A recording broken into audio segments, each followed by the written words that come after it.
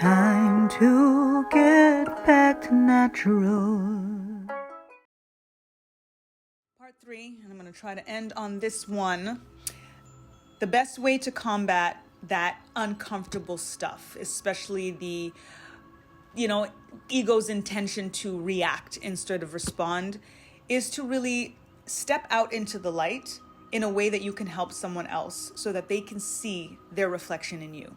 So in that moment, it may feel like you don't want to hear anybody telling you anything about yourself. And that is an ego reaction. It's an ego response. We get automatically into a defense mode when someone is saying anything that is not of high accolades. But it is not from that place that we grow, by closing off or by, just saying, well, me too, or what about you? And then again, just start listing off, our grievances that we didn't express before, but now conveniently, this is the time that we choose to kind of put these things out there, right? It creates separation. So instead, we have to really align with the namaste energy of seeing the God in each other. This is in alignment with the awareness of oneness in that 5-part breaking my silence that I shared. And it really is what allows us to get back to natural. Remember the journey and understanding that the journey is never meant to be traveled alone, despite each road being unique. And when that download came through, I saw many paths and thinking about things split up and coming back together in terms of your soul tribe. You'll always reconnect with who is supposed to be on this journey with you. People are sometimes in our lives for a reason, for a season. It's a blessing, it's a lesson, whatever it may be. But the people that are supposed to walk with you, even when you take different roads, you will find your way back in some way. And the visual that I got when that download came through is a labyrinth or like a maze. And the fact that you could be standing in one spot with one person, 2 people, 3 people, whatever it may be, and you all have the opportunity to go down a different road. You don't have to go down the same path. If I decide to take the fork at the right and someone else takes the left, that's the choice that we make in that moment. But it doesn't mean that if we are meant to be, that we are not going to somehow meet up again in all of the twists and turns that are part of this labyrinth and part of this maze, which is what life is all about. So it'll always lead us back to each other. I always think about the alignment of a spider web as well when I think about that. And there's so many intricate details in the web, but somehow we're always able to think about how that could lead back to the single starting point of that web. And it's so incredible and magical to see what this web could look like, just like what a labyrinth could look like, but with a spider web of remembering that spider started with one spot, with one little silky part of that web, and then just kept building and building and building until it became this intricate masterpiece that has so many different lines, literally, to tightrope on. So it's really, really powerful when you think about that. And it's kind of like a home base energy, where that starting point was home base, especially with all of this alignment with home and hearth and the heart centered, and Ceres being Mother Nature and tapping into Taurus energy, which is all about the home and all of that. And when you think about that home base, that no matter where you travel, home is where the heart is, right? And then you'll always find your way back home. And then whoever is able to meet you in whatever different parts of your lives, there's a reason that you all consider that same place home. And that doesn't have to be a physical place. It literally could just be an energetic space that somehow you are all in that vibrational frequency, in that alignment. So it allows you to make it easier to show up for your tribe. You'll know who your tribe is when things like that happen.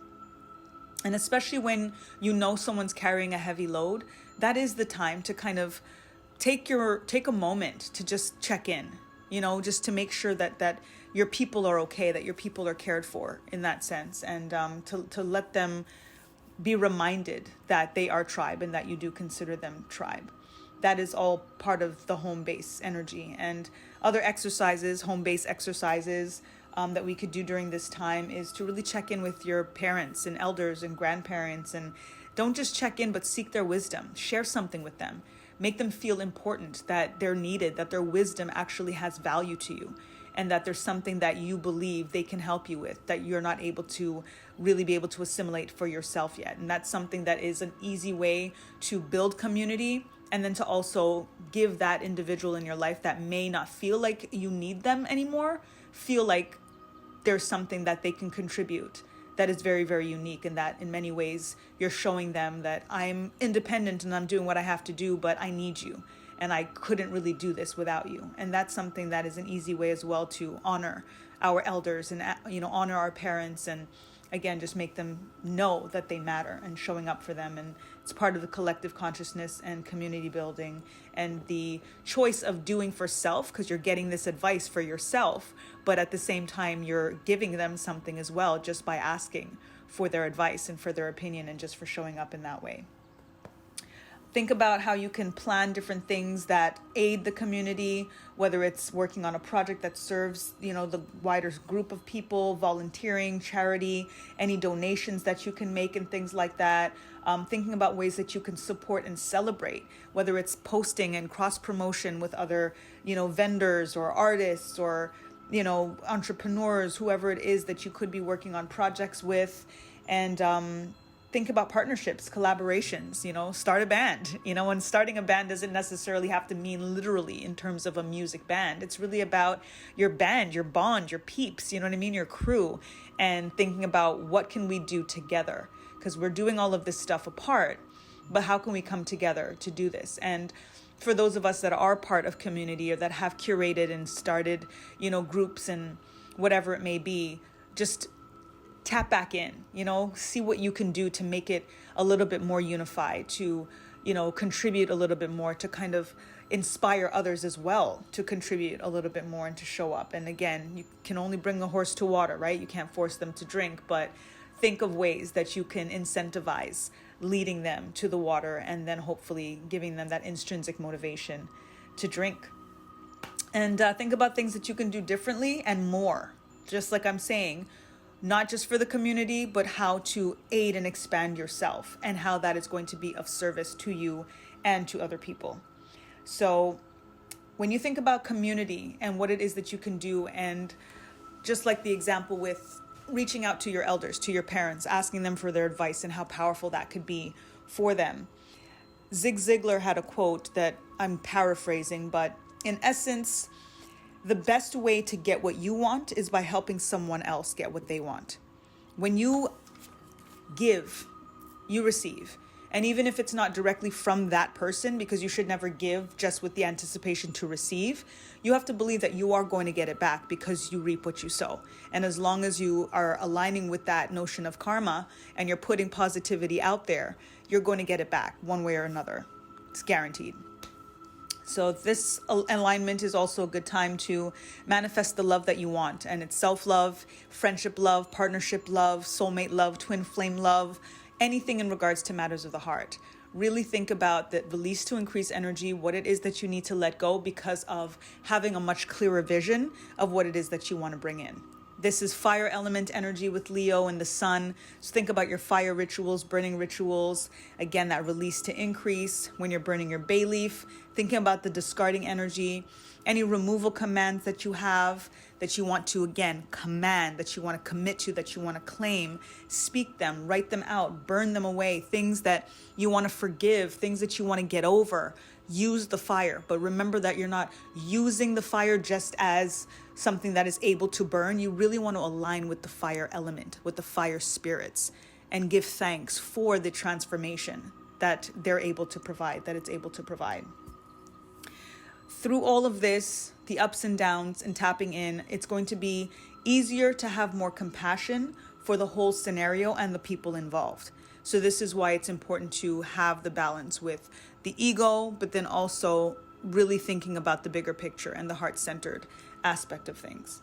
Crystals to use during this time: citrine, carnelian, gold tiger's eye, and moldavite.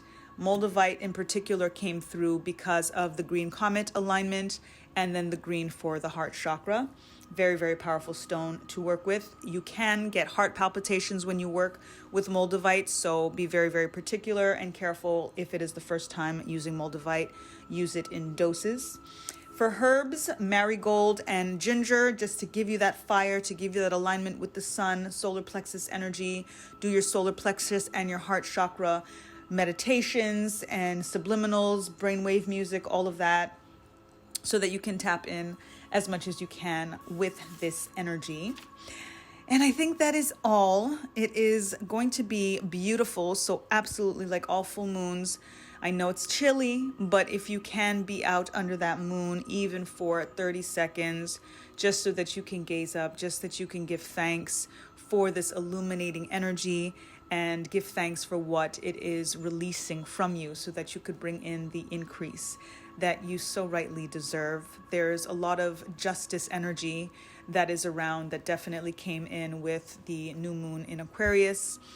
And we are still again in Aquarius season. So continue to tap in to that energy of justice and fairness and generosity. And again, that reaping what you sow. So as a result of that, make sure what it is that you are sowing is good, it is kind, it is, it's an offering, it's abundant, it's generous, and you're doing it with your whole heart, with no anticipation, expectation from anyone, in particular the person that you are offering it to. Just be you, and don't allow anything and anyone of lower vibration to make you change your high vibes, to make you change your heart. So until the next time, peace, peace.